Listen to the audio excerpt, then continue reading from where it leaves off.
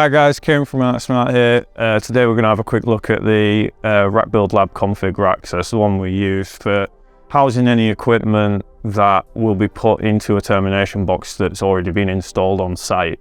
Just keeps things a bit neater in here so it's not all just stacked up on my desk. So on this one at the minute we've got a Draytech router and a 48 port Arachnist switch. Up until yesterday there was another two 48 port Arachnist switches, and they're all for the Yorkshire refurb job. We just use this rack for housing any equipment like this where it's not getting built into an AV rack in the Rack Build Lab.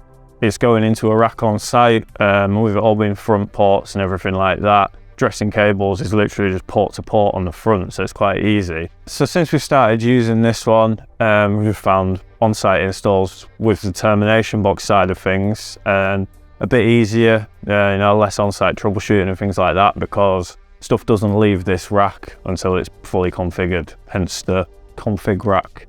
But yeah, it just makes things a bit easier and tidier in here, because prior to this, it would have just been stacked up on my desk, which, as you can imagine, gets messy very quickly. And if we've got multiple rack builds going on, which I'm sure you guys know we quite often do in here, with it being on the blue trolley, I can just wheel it about the Rack Build Lab out the way. So that's just a little bit of insight into how we do our configuration of equipment that's not getting built into a rack in the Rack Build Lab. Yeah, if you enjoyed it, make sure you like and subscribe for more.